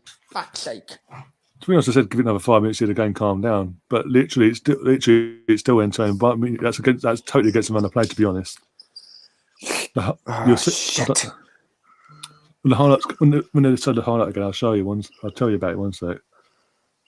But basically, great permission from Herrera, Di Maria, and then literally comes in from the left-hand side, cuts in and has a dummy and then has a shot, and Boateng just doesn't put a tackle in. And because he's in front of the goalkeeper's eye line, the goalkeeper can't see it until it's too late. I got you. Bollocks, man.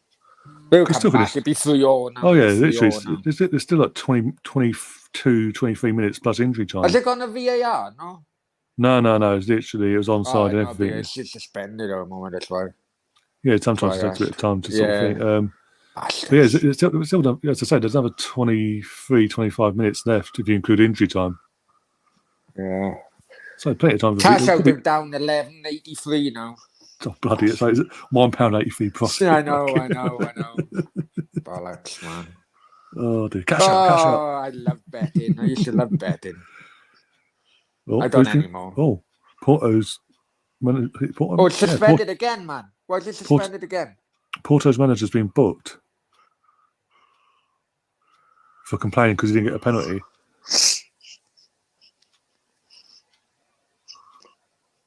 But yeah, Porto got the ball, but it's in the midfield. So there's no reason for it to be suspended. Hang on. No, it's okay. It's just bloody. Yeah, Chemist has been booked. That's probably why he's just been booked. No worries. Fucking shite. Fucking betting football when there's no crowds is ridiculous, man. It's bloody ridiculous. I forgot to scoreline. Yeah, I forgot to do the scoreline. One sec. Amongst all that. Yeah, there we go. I'm dog sitting. Bear with me, man. Hang on, Blaze. Fucking hell. There you go. Fucking have that. I don't want to give you much. Right. So what did one of my many babies' mamas lives in Seville? How many kids have you got? That's a brave question to be asking. Yeah, I know. Bloody hell. Di Maria's coming off now for Moise Keane. Yeah, on the Everton loan, he's coming on. Unbelievable how he's turned it on at PSG. Absolutely unbelievable. Well, it's amazing what happens to get given the chance after joining No, from Juventus. He was given loads of chances by Everton. He was given loads of chances. I remember Ferguson put him on substitute and then took him off. Yeah, maybe this was the final kick up the arse that he needed. He realised, oh fuck, I want to go back to England. He's obviously seen what Everton are doing this season as well, thinking, yeah, I want to be there, I want to be part of something. Or does he want to be part of something permanent with PSG? I mean, playing alongside Mbappe and Neymar, maybe, but as a sub. Well, Mbappe's going anyway. He's going. Yeah. He's not. You haven't signed a contract yet. Yeah. We just check. I need to check something one second because what's the name? BT are advertising as if we're the away team tomorrow. Who? BT Sport. Literally, I was watching the Chelsea game. It's come from the screen. It's like they're advertising the Arsenal game as Arsenal as the away team. What's he thinking of? Man United Granada tomorrow then? Yeah, we're home team tomorrow. Well, that's going to be interesting because if Granada did rest players at the weekend, key players, that's going to be a very interesting game. Because Man United are, again, as you know, I mean, this weekend alone, against Brighton, they struggled. They needed a bit of help from the VAR system and all that. I'll double check now, see what fucking team Granada put out. No, just bear with me a sec. Sorry, guys. I'm off cam, am I? Yeah, still off cam, that's fine. Yeah. No, Granada. Granada at home or away? Granada at away home. First, I think. Well, that'd still be interesting. I think personally, again, to be honest, they're not a bad team, actually. Man United themselves, all their fan base is like, oh, it's Granada, we're through, but apart from after that, it's hard draw for us and all that. It was 2 penalties. It was the weekend, penalties. Yeah. That's what I'm saying. But what I'm saying is, in terms of Man United fans, like, we'll get through against Granada, win a semi-final, but hey, I'm telling you now, don't write off Granada. I think Granada could possibly be the team that gets to the semi-final and possibly upset either Ajax or Roma as well on the way. Because like James said, because you spoke to him as well on your channel, he said numerous times, even on here, every season in the Europa League and Champions League, you always get that one team out of the two that no one expects to get to the final. Before the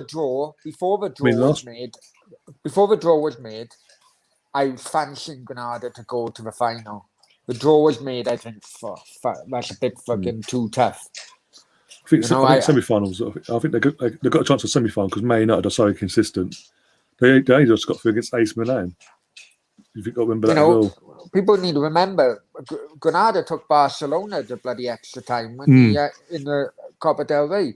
They can, on their day, they can turn it on. Napoli's seen that.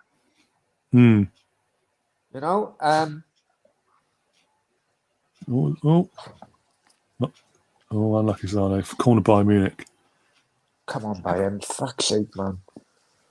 Held on to it too long. If he'd gone first time, like bang, that could have been a 3-3 there. It could have been. But I got a corner anyway. Kimmich is taking the corner, so let's see what happens there. Still 1-0 Chelsea in Sevilla against Porto. Corner in the no, there's no attack to it. Kimmich again. Put that corner. Go on, sorry, yeah. Put that Mexican.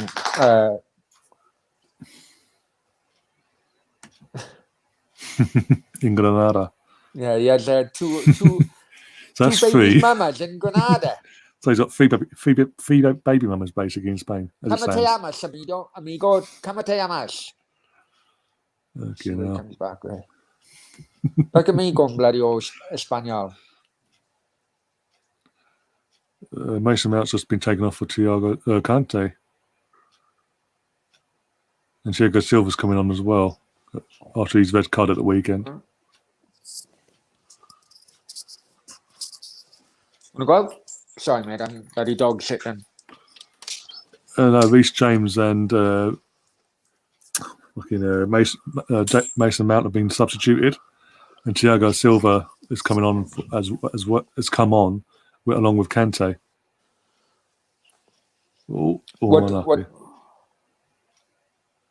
do you think of that disallowed goal? Yeah, Jude Bellingham. ridiculous. It's a goal. I mean, if anything, it's an Ederson mistake. He's unbelievable. The goalkeeper fucked up. In the other season, that's given. And I was talking to my brother earlier about it actually, and even he said it was a goal. I said to him, it's like Brendan, because obviously he's 21, he's gone on 22 this year. So when he was like 8, 9 or whatever, when Barcelona had that dominant period from 06 all the way to when obviously they started dismembering the squad and all that. Yeah. In that period of dominance, even Mourinho's coming out and saying, because they've got certain charities or sponsorships, that's favouring them and this, that and the other. I still remember the actual Arsenal-Barcelona at the Nou Camp second leg where we're winning the tie. We were winning on the night 2-1. We were 4-3 up on aggregate. Was that the one where Jack Wilshere turned it on? Was it that one? No, second leg. It's the first leg. You're referring to the first leg. We won 2-1. The first leg itself. In the second leg, we went back to the Nou Camp. And in the 55th minute, we're 2-1 up on the night, 4-3 in aggregate. Yeah, and then Van Persie's run goal, but it was offside. But it's not obviously the capacity of the stadium and it's allowed, and he didn't hear the referee's whistle, so he's continued and kicked the ball. Right, and he got red carded and got sent off. I can't remember that.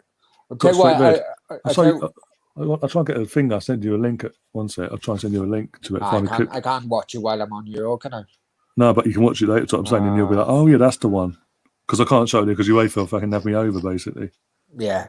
Well, I'll tell you what. I went to the semi-final at the Bernabeu. Yeah.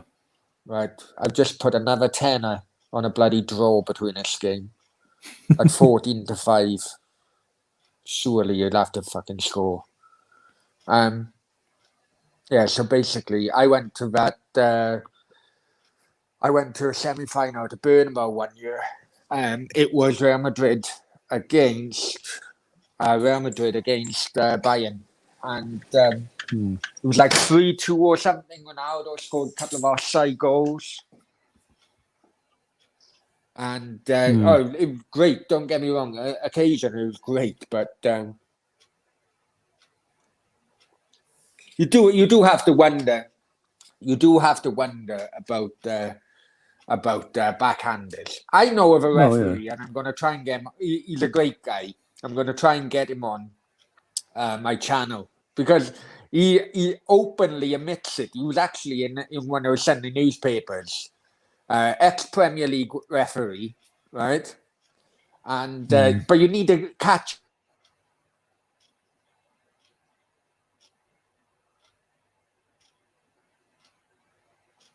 Can't hear you, brother. You've gone.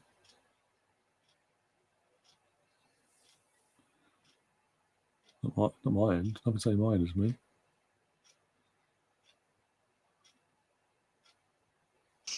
Oh, yeah. There we go. Sorry, mate. Bear with me. I got fucking Putin. Right. No, basically, can you hear me? Yeah, I can hear you now. Yeah. Can you hear me? Yeah, I can hear you. Yeah. I can't hear you. Oh, 1 second. 1 minute. Do you want me to go in and out?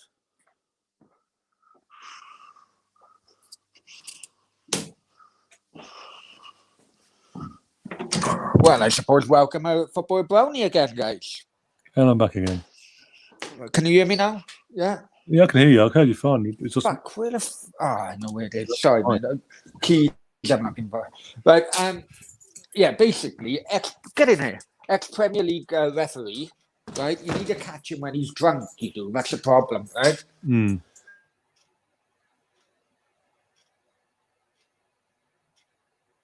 But this is why you should be a World Cup referee as well, right? Howard King. Anyone listening to this, check out the stories with Howard King. And fucking shoot. And he took a World Cup. He took a World Cup game, Russia against Finland, right? And all of the dignitaries took him out the night before, and they took him to a nightclub. Bear with me, Lim. Hang on, bear with me. Hey, get out. Gracias. No. What time? Tomorrow, what time? Midday. Huh? Midday. Midday? Yeah, maybe 1 We- o'clock. It's 3 o'clock? 1? 1? Okay. Yeah, Okay.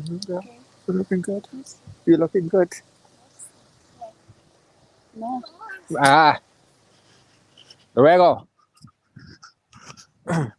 Sorry, man. Can you hear me? Yeah, I can hear you, yeah. Oh, sorry, man. I forgot to knock the mic off. I do apologize. No, it's fine. Right. Well, basically, he was a former FIFA referee. Right. He went to Finland, went out to all the dignitaries in Moscow, and they took him to a nightclub. Right. And it was a deciding World Cup qualifier for I don't know what World Cup it was. Right.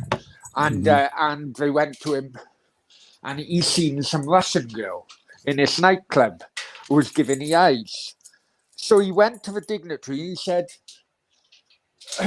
"I want that girl. I want that woman." Right. And the Russian dignitary said, "No, you listen. I'm not going to mention. Yeah, Howard King it was. You find him on the internet." And he said, "We went, Mr. King, you can't do that. You're a FIFA referee. I want that woman tonight." He said, "Mr. King, you can't do that." He said, "Listen, mate." He said, "If I don't have that woman tonight, I won't give Finland 1. I won't give Finland 2, but I'll give Finland 3 penalties tomorrow night." No doubt that. Yeah.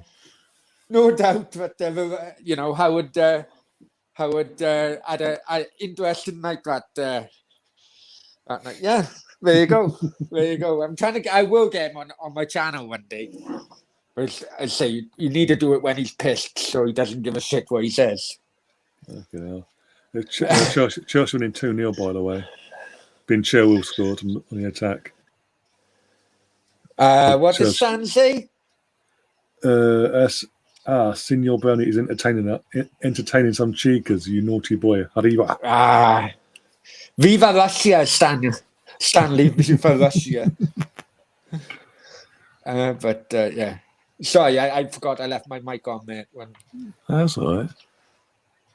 Bayern Munich on the She's attack. See if I can get anything from this. Hope you're well anyway, Stan. Yeah, big ups, Dan. Hoping to get him back on soon as well. He was on last week. Was it last one? Yeah, last week. Trying to think now what game? Yeah, for the Liverpool game. Yeah, problem with Stan, though. I'd be disappointed if he doesn't wear any Sergio Tacchini. Disappointed. Stan is Sergio Tacchini man, I tell you. Did you watch the upload I did for Tribute to Rocky? Stan was in that as well. You know what? I didn't. I haven't, and I apologise for that. No, that's all right. But yeah, Stan is in it at some point, and I won't give it away, but yeah, you'll be have a little chuckle, so we say. No worries. That is reading material.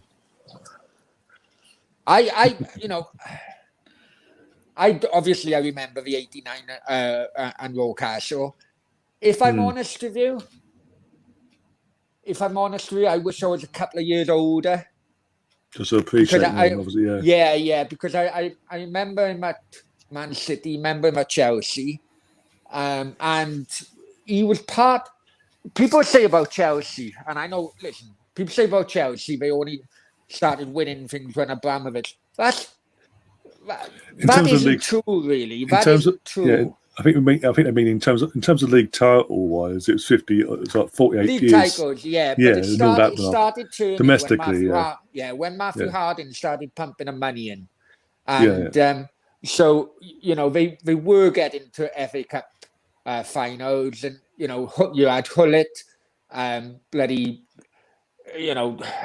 Dennis Wise, Poyet, or that's Poyet, Poyet, Dan Petrescu from Romania. You did have a start of a revolution going on at Chelsea. But I think David Rocastle was one of the first people in that beginning of that revolution at Chelsea. Oh yeah, because he joined the first season in '97. And then after one season or two, that's when he knew that he was ill. Yeah, and then obviously a couple of years later, that's what happened. Alaba just had a chance there. Okay. Here's a question for Stan and others who remembers David Rocastle. Do you think George Graham got rid of him a season or two too early? That's interesting. That's a question for you guys. Because you're still turning it on at both Man City and Chelsea, okay, at a lower level, I suppose, because he had lower level Compared to players where he around him. But do you think Graham got rid of him too early, maybe a season or two too early? That's good. When did he leave? When did he leave Arsenal? Was he part of a 91 title winning? Yeah. Yeah, he was 89, 90, 91, 92. I think it was 90. I think Stan needs to confirm this, but it was either 93 or 94. I think it might be 93. So is there a link to David Rocastle leaving Arsenal and George Graham, brown Arsenal, envelopes? Yeah. Not brown envelopes. No, I know what you're talking about there, obviously. But what I'm trying to think is that performance-wise of the team, was there a link without Rocastle? Arsenal was injury, clicking? wasn't it? Yeah, I think it was more so he had that injury back in the early part of his career and he never really recovered from it. So he was a squad player anyway. And basically, I don't know. It just Stan, like the old, as I said, the ones that knew that was a lot older back then. Yeah. Okay. What? I know it's a couple of. I'm just waiting for him to type back. But yeah, you'll be pretty annoyed to know that Bayern Munich have had two opportunities while we've been chatting, by the way, to make it 3-3. It'll come. Yeah. So what do you think of my referee story? Do you like it or what? Oh yeah, it is. Stan's reply, by the way, said it was a gamble because he had a terrible knee injury. That was it. Yeah. When he was told he was being let go, he just sat in his car in tears. Yeah, and the whole team. I spoke to Kevin Campbell on this channel and other channels, and he said that the players were on the verge of having an absolute like mutiny, revolt, mutiny. Yeah. Like what the fuck, basically. And mutiny, now go and strike and all that. Yeah. But George had to put it. They had to have a meeting and apparently they had a face-to-face meeting with George Graham afterwards because they weren't happy about it, and it was back and forth. Like, you effing this, da. How could you do that to one of your own and this, that, and the other? But it just get clear in the air, basically. And once they cleared the air and he explained the reason behind it, they just got on. They sort of had to accept it and move on. But Man City was a weird club for him to go to at that time. Okay, you had fan. No, you had. Was it Leeds first and then Man Leeds, City? Yeah, I forgot about that. It was initially. It was Leeds first. Yeah, Leeds first season. What's going on here? All players being booked for diving. Choupo-Moting's been booked for diving. Yeah, Leeds first, wasn't it? Yeah, Leeds for a season in Man City. Then he went to Chelsea for 2 years, and then after that, he went abroad for his last move. But that's a penalty. That should be a penalty.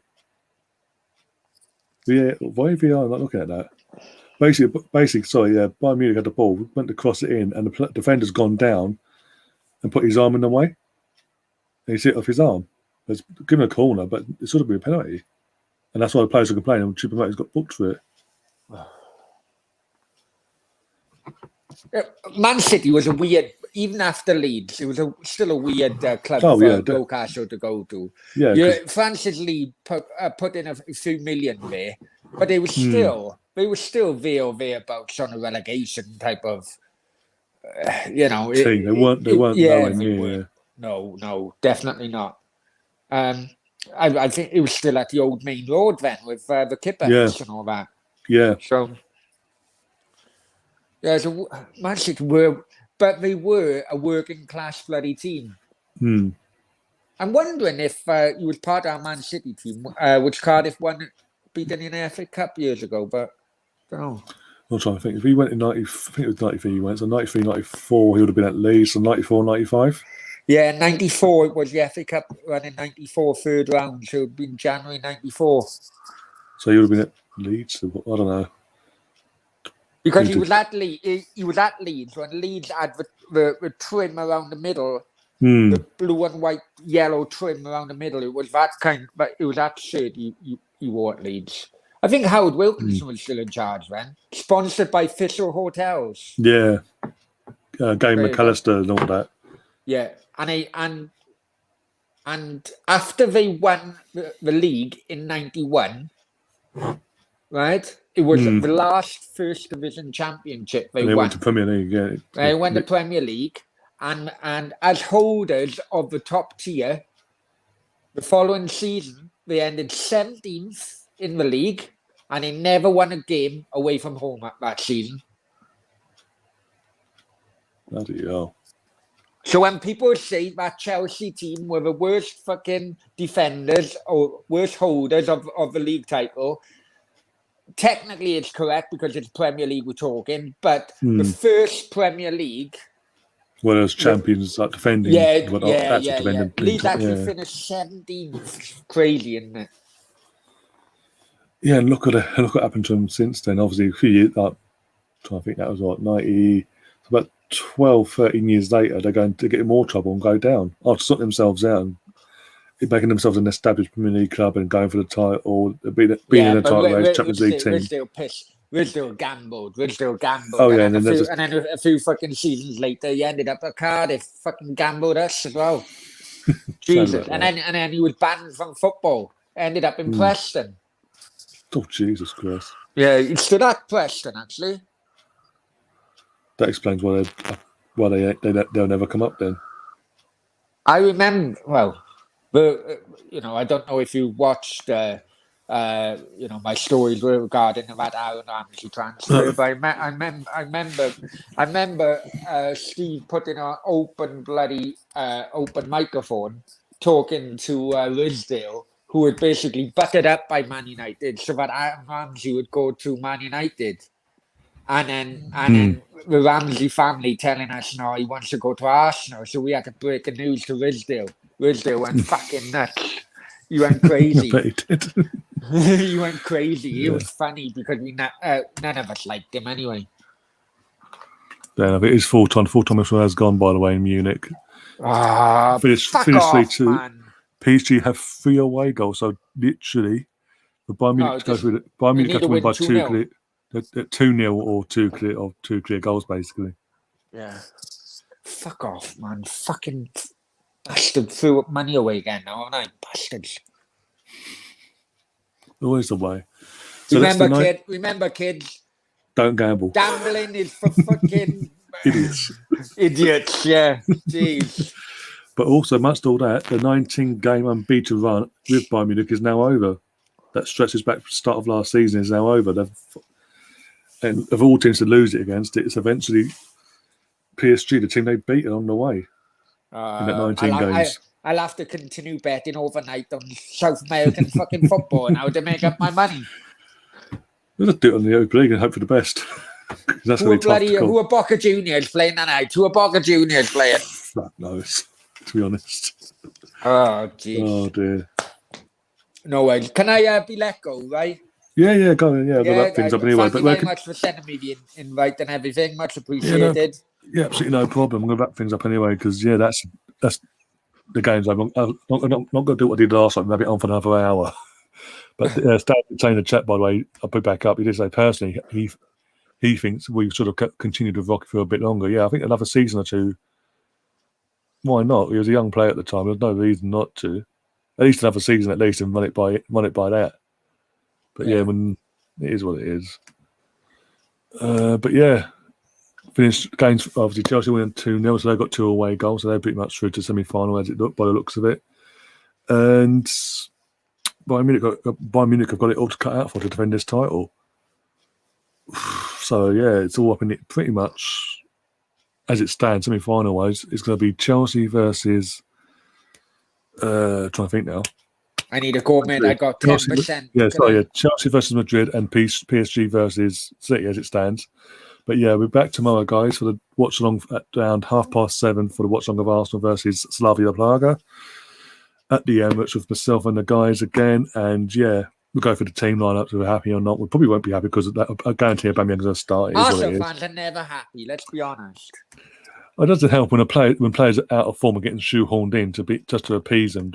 When there's younger players that actually play out of their asses and doing everything they're asked of and not getting a start basically. And we're just like, well, hang on, what was the non-negotiables then? But yeah, it is what it is. We're back tomorrow. Thanks, Brownie. Brownie, before we do go, where can people find you? Yeah, Football Brownie. I'm actually going to do a live show now in next 10 minutes or so. Come join over. Check out YouTube, Football Brownie, Facebook, Football Brownie as well. Even though I'm a Cardiff fan, a lot of my content is Cardiff related. I'm right. You can back me up on this. There's a lot of content not Cardiff related, just football related, because I absolutely love the game of football. I love a game of football more. I love bloody Mrs. Putin. That's just how. Don't you know that? Yeah, I know. She'll have a Kalashnikov bloody against my head. But no, honestly, what I want to generate is a community of football fans, not of one particular club, because football is a world language. Yeah. So please check me out, subscribe. Even put a dislike against my videos if you don't like me, but it'll help anyway. It'll help. Yeah. Thank you very much for the invite. No worries. And I have to go get this on charge before I do it. Yeah, no worries. That's fine. Thanks, Ray. Take care. Yeah, no worries. And with that, you can then find me. Obviously, you find me here on YouTube at the Mr. Arsenal Podcast. If you watch this on Periscope, come over to YouTube now, or Facebook, come over to YouTube now and subscribe to the channel. As I said earlier, I'm looking to let's see if we can do 2 nights on the bounce of getting big viewing numbers, because last night literally when I finished it was like 170. It continued into the hours in the morning apparently to 628. We're at 1629 the last time I checked before we went live. So if we can beat that viewership from last night's stream and match it or beat it for tonight's stream, going forward into tomorrow's stream, that'd be fantastic. And then we reassess things and we go again and we try and beat that again tomorrow. If you liked what we've done tonight and you've enjoyed the watch along with myself, Brownie as well, and how we've covered both games, do subscribe to the channel. As I said, it's mostly Arsenal content, but obviously when it's Champions League and midweek and it's nothing, especially the way things are in the world, nothing else to do. So I like watching football as well, and it's like, again, it's engaging with you guys. It's again a neutral perspective of these clubs as well, and enjoying football. To be honest, as an Arsenal fan, it's a way to enjoy football at the moment. But until then, guys, as always, until tomorrow, 7:30 UK time. Enjoy the rest of your evening, and as always, up the Arsenal. Come on, you Gunners!